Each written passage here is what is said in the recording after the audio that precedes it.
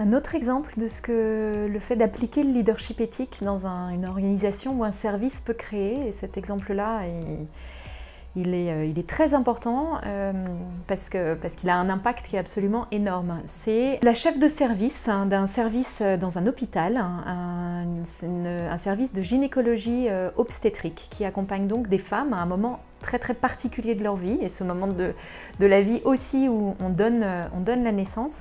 Et donc cette chef de service a décidé de devenir un pôle d'excellence médicale, de transformer le service qu'elle prenait en pôle d'excellence médicale en remettant l'humanité de la prise en charge au cœur de toute l'activité du service. Et pour ça, en fait, elle s'est formée pendant 2 jours au leadership éthique, et ensuite elle a choisi d'avoir un accompagnement individualisé pendant 4 mois, pendant sa prise de poste. Et en fait, qu'est-ce que ça a créé?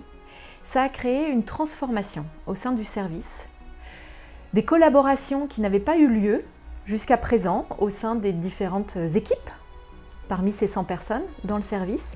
Ça a créé beaucoup de créativité pour développer des projets, pour améliorer la prise en charge des patientes, des futures mamans à l'hôpital. Et ce qu'elle a noté et qui la touche profondément, c'est aussi que le fait de remettre l'humain au centre, avec bien entendu les repères et les outils du leadership éthique pour le faire, et je la cite, a décuplé les compétences médicales de toute l'équipe.